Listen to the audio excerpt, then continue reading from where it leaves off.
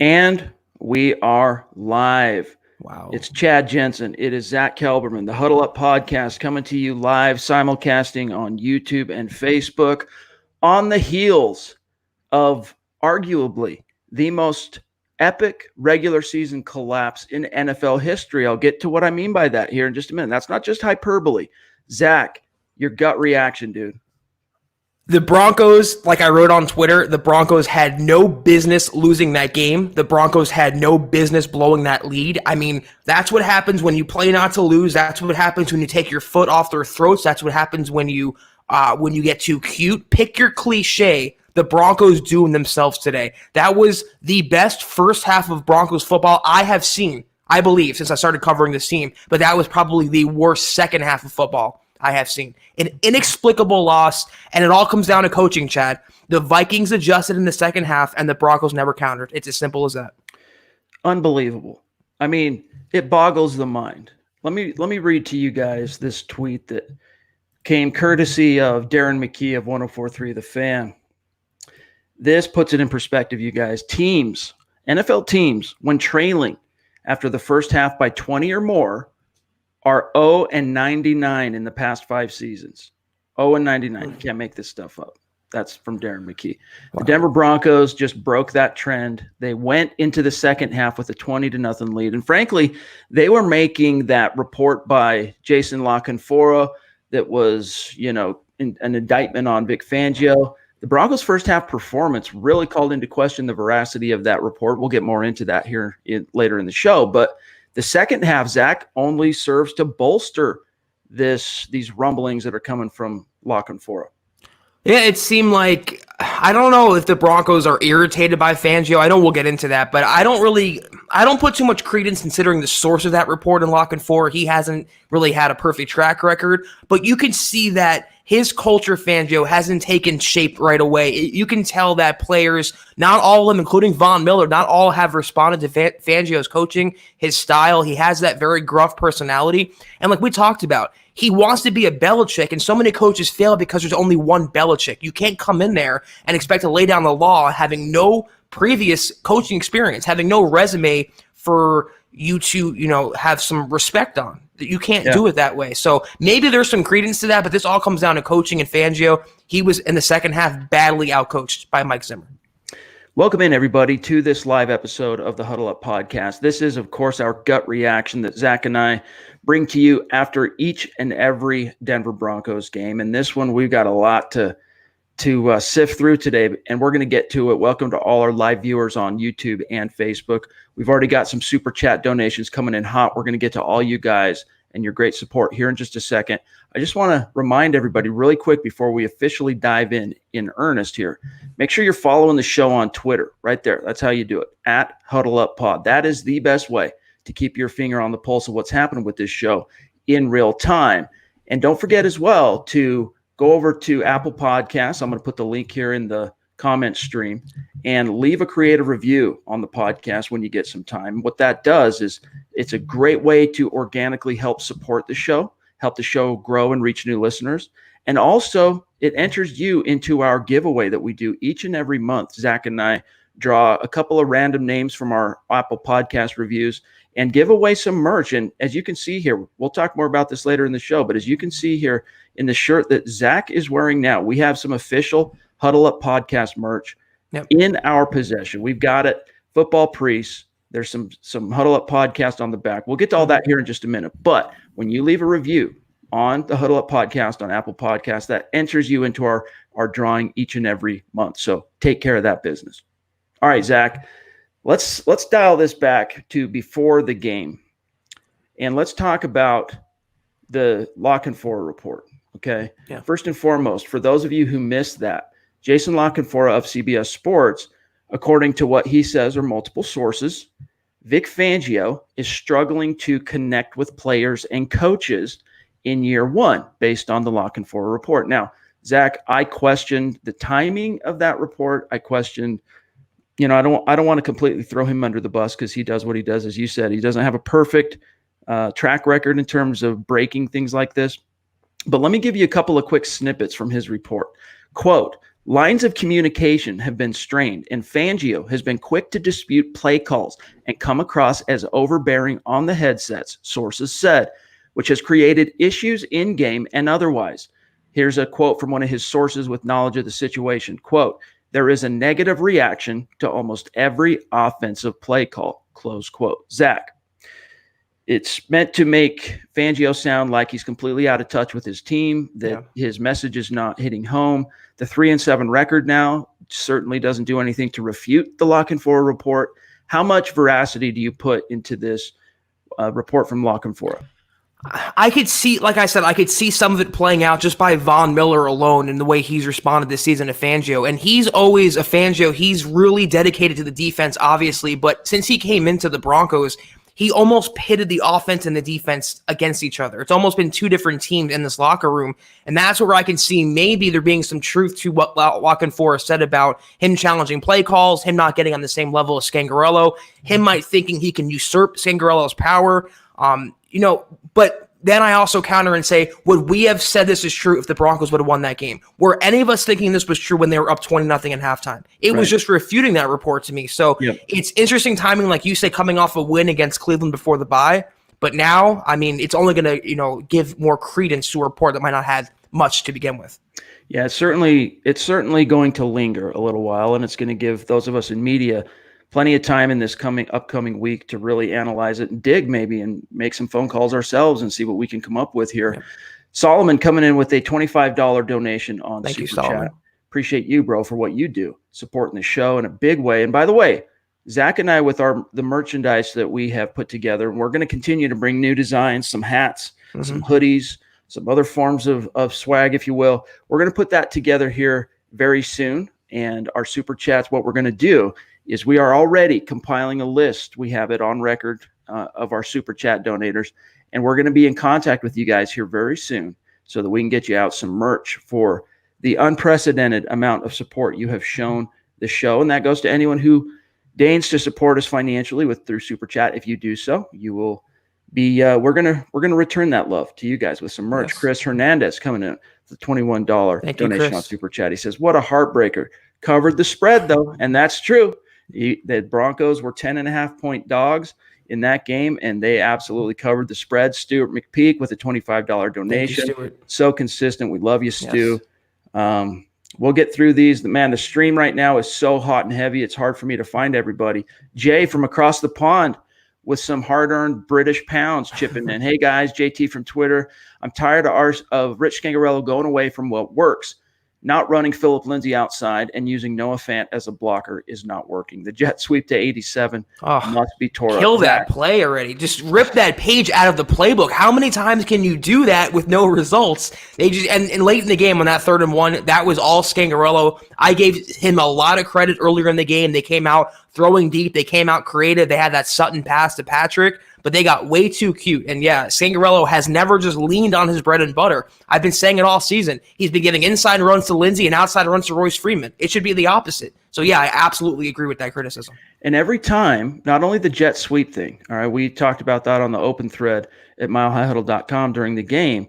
We lamented those jet sweeps to Fant, both of which were stuffed for losses today, which is no surprise. Every time they've tried that this year, that's been the result. But then also, Zach, both times in which they asked Noah Fant to single up on the outside and block Danielle Hunter or Everson Griffin, he was exploited. It led to a sack or a big hit on Brandon Allen. And we'll talk more about Brandon Allen here in just a little bit. But at a certain point, I understand there are times in a game from a strategic standpoint, from play calls, different looks, formations, you're going to have to ask your tight ends to hold up. But you just have to, at this stage, anticipate that Noah Fant, whatever the play call might be, if you're going to allow him or ask him to be singled up on a one-on-one block against one of the best edge rushers in the NFL, you just got to, if you're Brandon Allen or whatever quarterback is behind center, you got to know that ball's got to come out quickly. And Broncos fan, Phantom 24 with a $15 donation. Zach, he brings up something that I think is on everybody's minds right now. He says it is officially Drew Lock time. Allen completed less than 50% of his passes. Before we get to the Lock question, what's your overall take on Brandon Allen here in his second game? I think at the minimum, he's not a franchise quarterback, but I think the Broncos found their long-term quarterback of the future, their long-term developmental backup. I mean, he played pretty well today, and one thing I was impressed from Brandon Allen is his pocket composure. Other than his mobility, I'm talking about his composure in the pocket. He was getting pressured in the second half especially a lot, and he stood in there tall, making some tough throws, even on the last drive, some gutsy throws to keep moving the chains. So he is not the Broncos' biggest problem, Brandon Allen. I still definitely want to see Drew Lock. It should be Drew Lock time. But going from Flacco to Allen, Chad, has just been a massive upgrade. And you can just see what this offense can be, what this potential can be with a capable, competent quarterback under center. And that's part of the reason why I'm so excited to see Lock's big arm out there hooking up with Cortland Sutton and company. Drop Your Pocket comes in with a $10 donation on Super Chat. He says, the bright side is we have the 7th pick currently in the draft to hopefully find the replacement for Garrett Bowles. And once again, Bowles, the struggles, reared its ugly head. Yep. He had a pre-snap call penalty in which he jumped late in the game in the clutch that set that offense back. And then also earlier in the game, he on a second down play in which Phillip Lindsay moved the chains, picked up the first down. It was in the second half.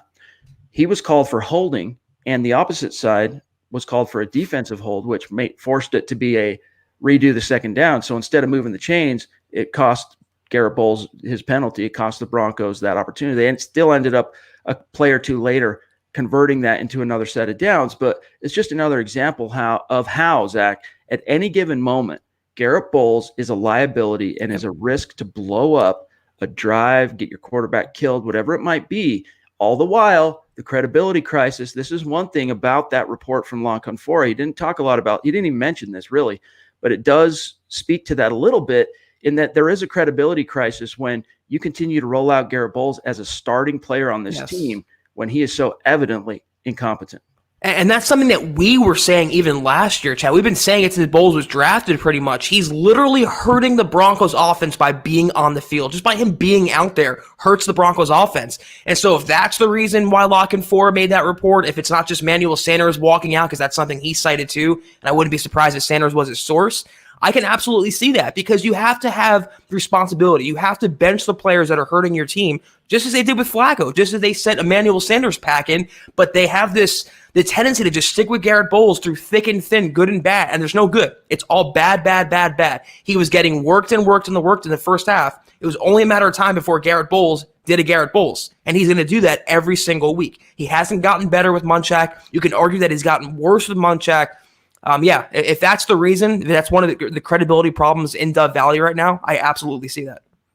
Chris comes in with a $10 donation on Super Chat. You are the man, Thank Chris. You, Chris. Appreciate you. He says, guys, do you think it's Drew Lock time? Allen is not the guy. And we're going to talk about Drew Lock. Let me just run you through quickly Brandon Allen's stat line on the day. 17 of 39. And remember, 3 of those incompletions came on the final 3 plays of the game. 240 yards, a touchdown, a pick. And then he also picked up 18 yards with his legs, did Brandon Allen. He had a quarterback rating, though, of 61.9. There were some times, Zach, in which Brandon Allen was clearly inaccurate. There were some times that cost the Broncos. But at the same time, Zach, what I'll say about Brandon Allen is, man, those bootlegs, even though the Vikings were sniffing it out pretty good today, because, I mean, after all, they are practicing against the Gary Kubiak offense ever since this past spring. They know what that looks like. They can sniff it out pretty easy. But, man, we're not talking about Kyler Murray here. But Brandon Allen can that speed, that mobility, so significantly improved and better than what Flacco brought to the table that it has really loosened things up and opened things up for this offense. I like that he's taking shots. That 48-yard completion to Cortland Sutton, in which Sutton made that big-time grab in traffic in the first quarter. I mean, that 31-yard pass to Fant. He had a couple of nice balls to Fant. Allen played well, but this is a guy, I got to remind everybody, this is a guy that he's basically auditioning for long-term backup. Nothing I saw today, even if the Broncos had won this game, nothing I saw, like let's say this last possession, that final play to Noah Fant that fell incomplete, end of game, that would have been completed and the Broncos won. I still, from a quarterback performance perspective, as encouraging as it was to see Allen go toe-to-toe and throw down the way he did today, you got to tip your cap to him. At the same time, it was not enough, Zach, to pump the brakes or stop the natural course of getting Drew Lock out onto the field. It has to happen And I think all this did, Zach, was you circle now week 13 as a probability point for Locke's debut as opposed to week 16. Yeah, we talked about that on the pod before the game. The only way that Allen was going to keep his job for longer than a couple weeks was to keep winning. And if he would have done that today, he would have kept the job. The one thing I like about his mobility, what was a gain of 5 for him would have been a loss of 10 for Joe Flacco. So his legs, absolutely, having a young guy under center. Allen wasn't perfect today. He didn't do anything to help the Broncos win. He wasn't the catalyst to a Broncos victory. You could have had a better performance. But you have to think of something also. This is his second regular season start of his career. You're playing at Minnesota against a really, really good defense. I think overall, relatively speaking, he did pretty well. Christy, single-handedly almost keeping the Huddle Up podcast going, the lights on. Christy, with the $50 donation on Super Chat, you have got some merch coming to you. Absolutely. We've already mentioned that, but we'll be in contact with you here shortly, Christy. She says, we saw 2 different teams within the Broncos today. Tough to watch. Thanks for the takes, guys. And that's true. In the first half, you saw a team playing with house money, loose. Yes. They obviously came out with intensity that was way up here. The Vikings struggled to match that intensity. At every critical point where, the football fates could have gone one way or another, it favored the Broncos in almost every instance in that first half. Things were just going the Denver Broncos way. But then, whatever you want to call it, momentum, the law of averages, reality struck. And she's right. The Broncos looked like a completely different team in the second half, especially, Zach, on the defensive side of the ball. We saw on offense, the calls become a little bit more conservative, which is fine. I'm not even criticizing Scangarello much for that because, that's what you do in the NFL. When you get out to a 3-score lead entering the second half, you're not necessarily trying to bomb it deep on every pass. You're playing within the offense. You're trying to kill time off the clock. It was the defense that ultimately betrayed this team in the second half, Zach. In the first half, and I can't think of the last time I said this, Chad, the Broncos wanted it a lot more than the Vikings. They just did. They play with more passion. They play with more intensity. And I thought we were seeing a new age Broncos team coming to fruition. It just fell apart in the second half for whatever reason. Like I mentioned, the Vikings really adjusted, and the Broncos never really countered to that adjustment. They took their foot off the Vikings' throats. They played conservative. They played not to lose. All of those things are the earmark of a young team with inexperienced coaching. It doesn't make it right, but that's what happens when you have a really good coaching staff going up against a coaching staff that doesn't really have much to go on this season. I mean, the thing is, though, is Vic Fangio, from a play calling perspective, he's not inexperienced. That's what's so bizarre about this. He's been calling plays in the NFL for 30 years. Basically every stop he's been in, with the exception of a really brief stint in Baltimore, for the last 25 years, he's been a defensive coordinator. He's been calling plays. And to see his team, I don't even know so much without watching the All-22 coaches film, which doesn't come out till Tuesday. I can't say whether it was scheme for sure or execution. But, Zach, I have to say at this stage, it was simply an execution issue where you could see the Broncos defense, man. I think they got a little too comfortable. I think they got a little too complacent and thinking, we got a 20-point lead here. And the Vikings, man, they were embarrassed. That first half embarrassed them. They came out with alacrity. In the second half, they scored on a touchdown on every single second half possession. And, Zach, again, you see Chris Harris Jr. play well for the first 90% of the game, only to, when it matters most late, comes undone. Yeah. And he was toasted there, too. I saw Stephon Diggs throw up the Randy Moss I'm open arm, and that was it for him. And that you wouldn't have seen that 2 years ago from Chris Harris Jr. So we can talk about him playing good this year. He's still a great cornerback, but he's definitely not the number one corner, and he's definitely not, I think, worthy of number one cornerback money based off his play. Broncos fan 24, he's hitting here on one of the more encouraging storylines coming out of this. It says $5 donation on Super Chat. You're the man. Appreciate you, bro. Last question, LOL. Did Tim Patrick's emergence change the Broncos draft outlook at wide receiver? Zach, your answer for him. Well, I never thought wide receiver was that big of a pressing issue. Obviously, you have to replace Sanders. Obviously, Deshaun Hamilton hasn't really emerged, but you have way bigger fish to fry on offense. You have quarterback, left tackle, guard. You have some positions you have to address before wide receiver. But we talked about it on the pods before the game. Tim Patrick always just fit into the offense well. He always just seamlessly just played his brand of football, and he made Deshaun Hamilton today look like a complete project. He made him look like a non-factor. He came in and just built immediate chemistry with Brandon Allen. He's just a good player, Tim Patrick. Not a wide receiver one, maybe not a starting receiver, but just a good backup guy to have on the roster. So I just think it'll help them going forward. I never thought you'd have to use a first-round pick on a receiver anyway. So in the grand scheme, it doesn't really change the I think it remains the same. Some of our draft guys have spitballed how important wide receiver might be for the Broncos in the 2020 draft. There was an article, in fact, I think Nick Kendall published over the weekend touching on that it has to be up there as a consideration for the Broncos early. But I still think Zach and I are on the same page in that it's offensive tackle and it's cornerback. It's offensive line and it's cornerback that are probably the two biggest priorities for the Broncos in next year's draft. And Tim Patrick, man, he made plays today. That Cortland Sutton 38-yard jet sweep where he fakes the sweep, stops, throws deep, hits that reception by Tim Patrick. That was a clutch play. And again, it speaks to not to take anything away from Sutton and Patrick on that play, but it speaks to how everything in the first half, man, it was just falling in line for the Denver Broncos. Yeah, that's true. Setting them up, knocking them down. The dominoes fell in their favor, and it was the exact opposite in the second half. But yeah, you got to tip your cap to Tim Patrick, who you can see why the Broncos were so intent on getting him off injured reserve as soon as possible. Now, Bradley coming in with a $25 donation. Thank you, Bradley. Super Chat. Appreciate you. He says, thanks, guys, for your clarity and wisdom. You all deliver almost daily, helping your fellow Broncos fans survive these losing seasons. Great to see our potential via the first half. Looking forward to progress in the near future. And I think at this stage, there's a couple comments here, and we'll start getting to what everyone else has on their minds here in the comment stream, but it's coming in so hot and heavy that it's hard to keep up with it. I did see one, and I'm sorry, I can't remember who it was that said it really early on in the stream, in the comment. He said that, I want to see Drew Lock on the field because even if we're going to continue to lose, I want these losses to matter. And I think that's really where the Broncos are at now. Like, that was their seventh loss. I don't see any reason why. I understand you're going to go on the road next week to Buffalo, so maybe you wait. But I think at this stage, Drew Lock's got a full week of practice now under his belt. I think next week, it's going to be practice week number 2. At the end of that week, you activate him to the 53 like you did Tim Patrick over the weekend, and you get him on the sideline at least for that game as the backup in case something happens with Allen. And then you circle week 13, Zach, and it's a home game. The Chargers coming to Denver for the Denver Broncos to debut Drew Lock as the starting quarterback. And then you just never look back. You simply don't look back. You get the full faith and support of the organization. The team closes ranks around this kid.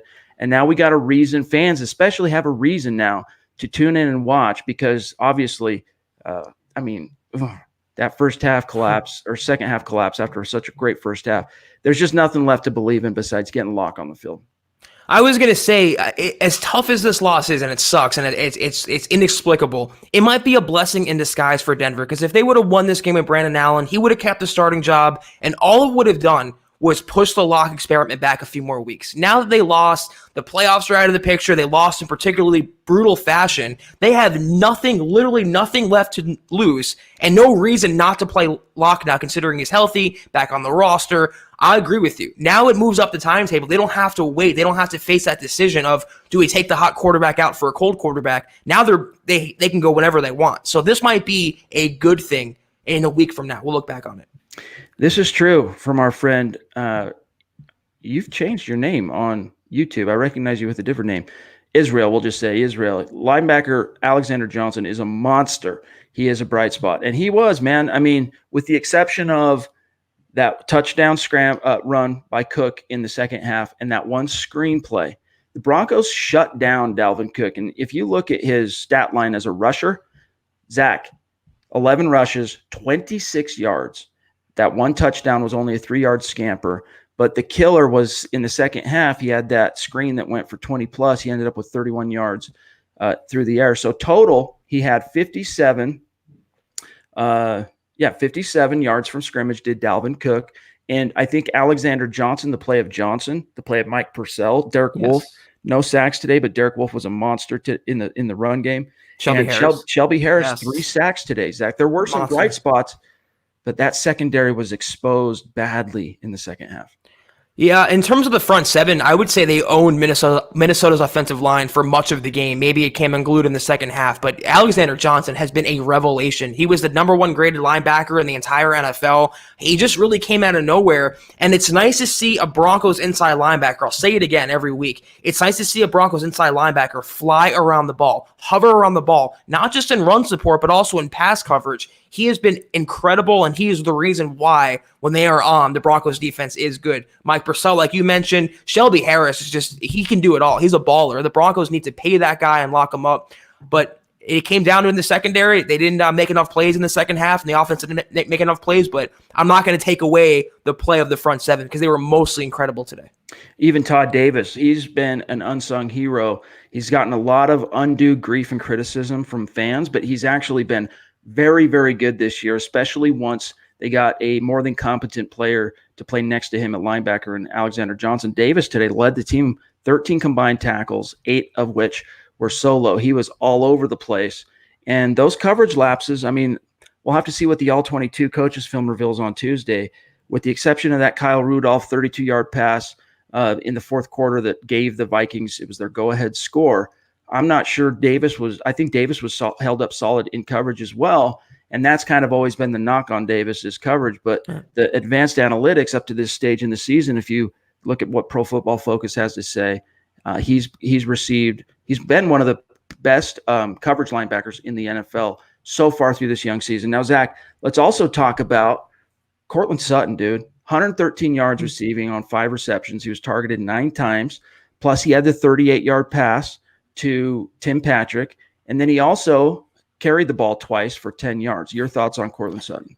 The guy is incredible. He does it all. He's a bona fide wide receiver 1, and it's been such a pleasure watching him blossom into that role, Chad. And I'll say it again, I just wonder what he can do, what he would do with a Mahomes throwing to him, with a Tom Brady, Aaron Rodgers. I mean, he's making these plays with Case Keenum, with Joe Flacco, with Brandon Allen. The guy is just incredible.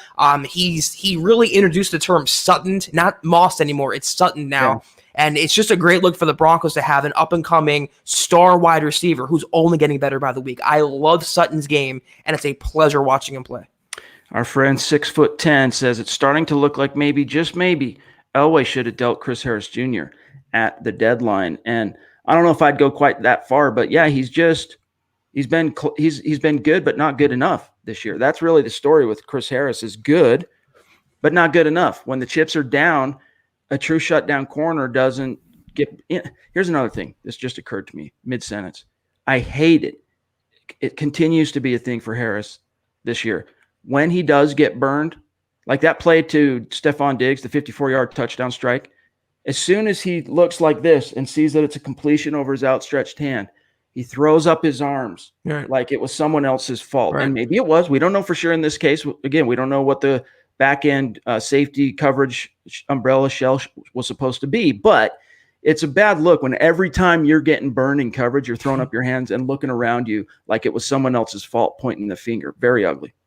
And the thing about him is, too, I'm not knocking him personally, but if he makes a good play, he'll be the first one to compliment himself or praise himself. It's just his personality. I noticed that, too, Chad. As soon as he knew Diggs was past him, he tried to play it off like it was someone else's fault. It's a bad presence, I think, to have in the locker room, and I can see why, and you can sense the split coming between Harris and the Broncos.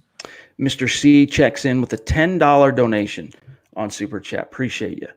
Only 3 points off of 2 Minnesota turnovers inside Minnesota's red zone before the half. That came back to bite them. Absolutely. That's a great point, Zach, that, those 2 turnovers late in the second quarter, Broncos only ended up getting 3 points out of it. And, of course, the last one was completely nixed by the one Brandon Allen interception. So missed opportunities. Let me talk about another one here, Zach, and then we'll get to our friend Jordan Johnson here in just a second. But here's what bothered me as well is that missed Brandon McManus field goal. It was a 3rd and 7 on the previous play. And you're threatening, you're on the fringe of field goal range. You're in field goal range. And it's like a give-up play where you're going, we're going to hand it off not to Philip Lindsay, not to Royce Freeman. We're going to give it to Devontae Booker. It's basically a give-up play because we feel like we can settle for a field goal. But guess what, dude? Especially in the clutch, Brandon McManus, you can't trust him anymore. It's been a couple of years since you could trust Brandon McManus in the clutch. Once again, he betrays his team. Now, if he would have got that field goal, the Broncos don't lose this game, because that would have given them an additional 3 points. And then on that final ensuing possession, when they were trying to get it in the end zone, three different shots on the 3-yard line or wherever they were, that was a field goal. That was walking off the field. You won the game. So it all stacks up and adds up, from execution to coaching to just questionable decisions and play in that second half. Anyone who read our roundtable predictions for the game, I wrote that the Broncos have to play a complete brand of football for 60 minutes, a perfect brand of football that included no self-inflicted mistakes, but also capitalizing on turnovers, on red zone opportunities. They settled for field goals. They didn't have great play calling. They needed to make the most of those opportunities to pull off this upset. And the fact they didn't do that just allowed Minnesota the inch they needed to get back into this game. And if you give a playoff contender an inch, they're going to take a mile. And that's why you saw the letdown like you saw today. That's a great way to put it. If you give a playoff contender an inch, they're going to take a mile. Jordan Johnson with a $25 donation on Super Chat. Appreciate also, one of the previous winners, you can see in his profile pic here, he's sporting the same Mile High Huddle hat I've got on. He was one of the previous winners from our Apple Podcast giveaway. I think it was the month of September. Jordan says, the best of 2019, Cortland Sutton, Noah Fant, Alexander Johnson, Dalton Reisner, and this podcast. Appreciate you, Jordan. You are the man. And it's true, though. I mean, we've talked about Sutton, Fant, 2 games in a row now with a different quarterback pulling the trigger, has been an actual factor, a playmaker. He's making an impact. Why didn't we see that in the first half now of the season? Now, we know that it takes time for a rookie tight end to kind of turn the corner, acclimate, assimilate into the NFL, speed of the game, blocking assignments. There's so much for these guys to download, basically, and still get out on the field and not have to think so much. You could see, though, in this last quarter of the season that Fant has really, he's not thinking anymore out there. He's just reacting. He's playing. But I think a big part of that, Zach, is you've got a quarterback willing to feed him targets. Mm-hmm. Yeah, it's surprising that Joe Flacco, who lived and died by the tight end in Baltimore, he didn't even look Fant's way. I just want to throw 2 more names on that list. I want to say Mike Purcell has been a revelation, and also Kareem Jackson, who's been worth every single penny in that secondary, and Justin Simmons, for that matter, too, at safety. There hasn't been a lot of bright spots for this team, but just as you can see on the list, a lot of young talent. They have a nucleus in place, and if you just get that quarterback going and give them some time, they're going to be a good team not too long from now. Terry says, so death by inches has failed us. Yeah. Well, you give that inch, they take the mile. That's what you saw today. Zach hit the nail right on the head. You can't give them an in. You can't let them have an opportunity to get back in the game. And that's not to say that you should be expected as a defense to pitch a complete shutout against such a good team as the Minnesota Vikings, especially offensively. But it was laps after laps after laps, 4 possessions in a row in that second half.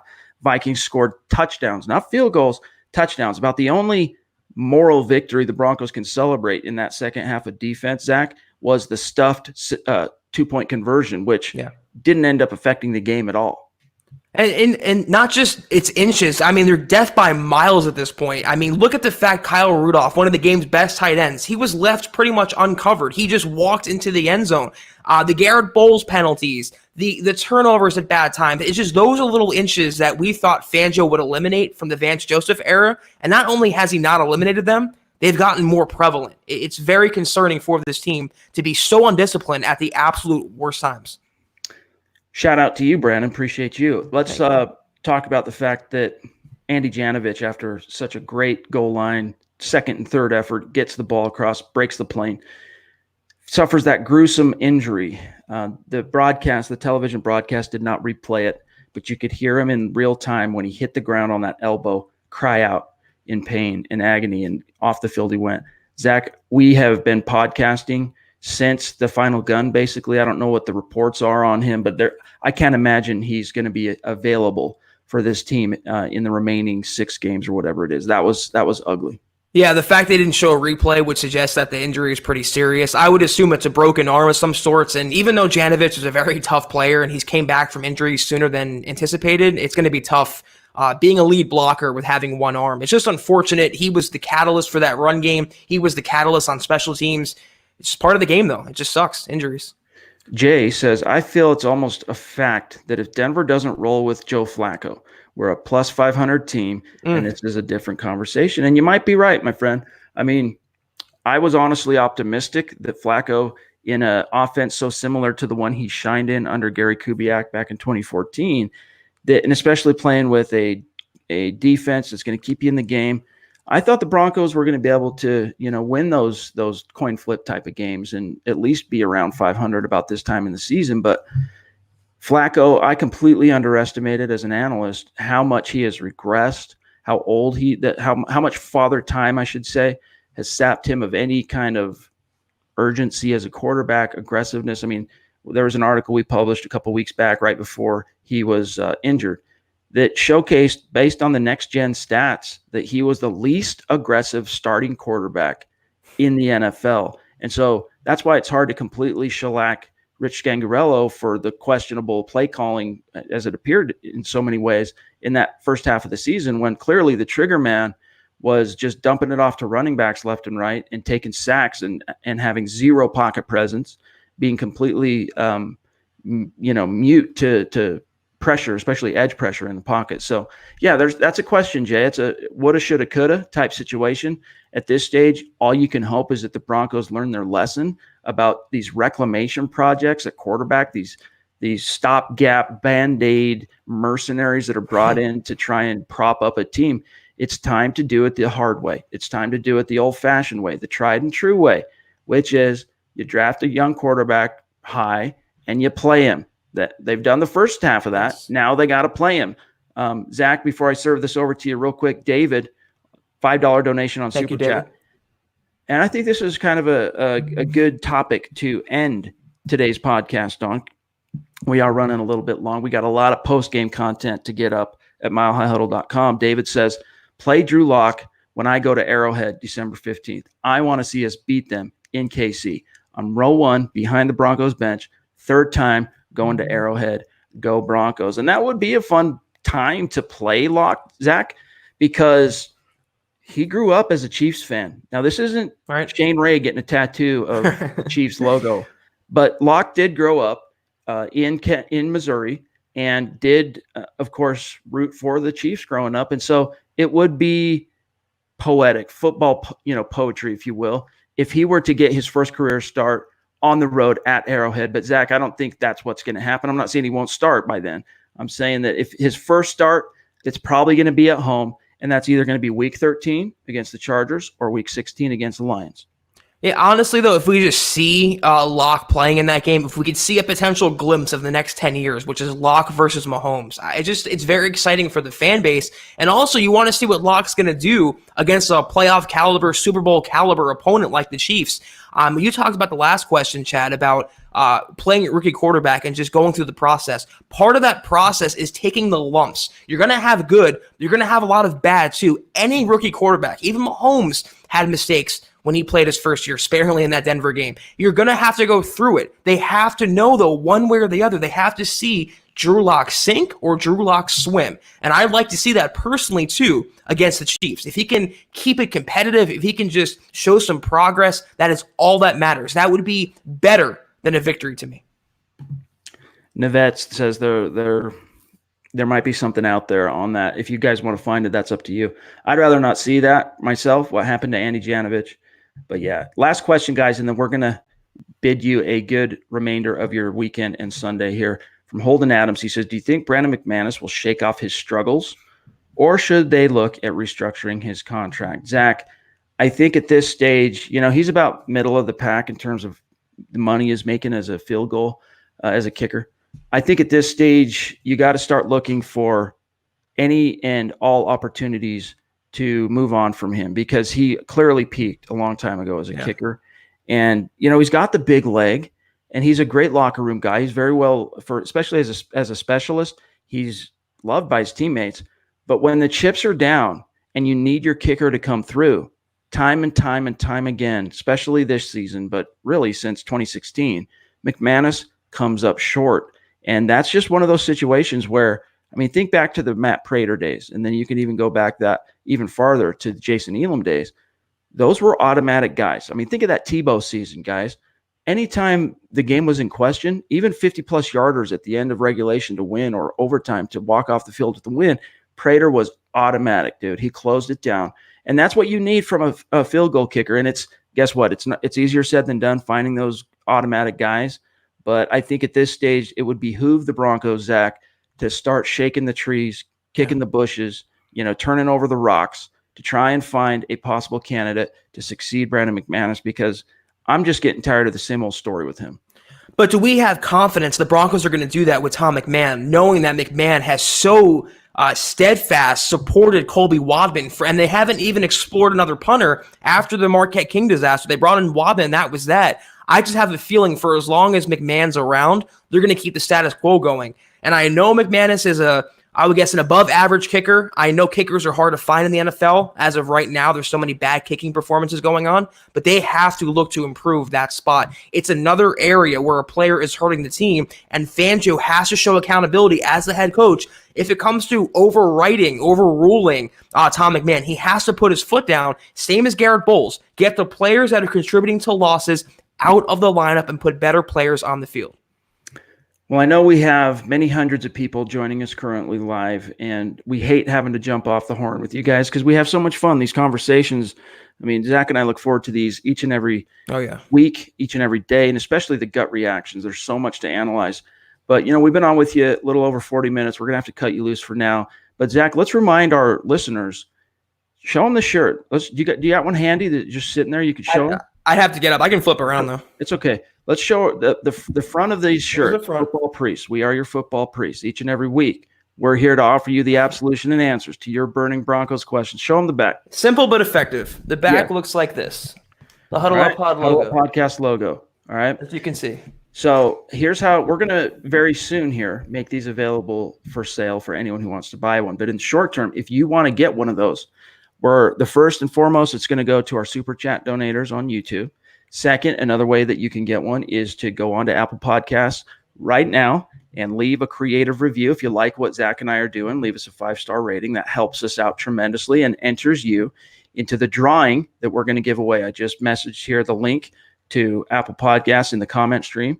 So that's two ways that you can get your hands on one of these shirts. And then in the very, very near future, we're going to be making them available for sale, along with some hats, some hoodies, some other swag that we're looking at. Some really exciting things from a merchandise perspective coming down the pike. And thanks to you, Zach, for getting these things designed, getting it going. Zach was the point man on this. Yeah, it's exciting for our kind of vision to come to life finally, Chad, and see these shirts materialize. But this is just the start, guys. We want to come out with all this merchandise. We love the support that you guys have shown us. We want to give some merchandise back to you for all the support and all the loyal donations. But we have a lot more stuff coming. I want to do pants. I want to do mouse pads. I want to do everything Huddle Up Pod. I want it to be a brand. So Chad and I are very excited about that.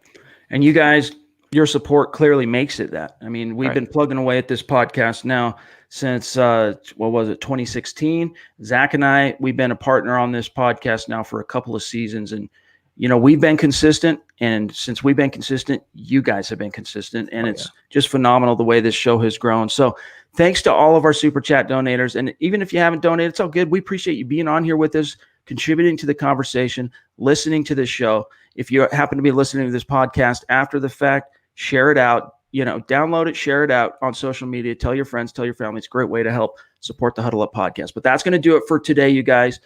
Make sure you're following the show on Twitter at Huddle Up Pod. Again, that's just an easy way to keep your finger on the pulse of what's happening with the show in real time. You can see here how to follow my partner, Zack Kelberman, on Twitter at Kelberman NFL, myself at Chad and Jensen. Guys, this is the gut reaction. We're emotional. We're disappointed. It's, as Zach said, inexplicable. It's hard to try and rationalize this particular loss. We're going to be back tomorrow night, hopefully with maybe some more answers. All right. Monday night, 6 p.m. Mountain, 8 p.m. Eastern. We will return with another live simulcast of the podcast. So make sure you're ready, rocking and rolling in the room on YouTube or Facebook. We'll be there live. We need you guys for that conversation. So till then, Zach, have a great rest of your weekend, my brother. I'll try after that loss. Easier said than done, I know. And the same to all our great listeners in Broncos country. Keep your chin up. The silver lining here is that loss just got you one step closer to seeing Drew Lock. So For Zack Kelberman, I'm Chad Jensen. We'll talk to you guys tomorrow night, 6 p.m. Mountain, 8 p.m. Eastern.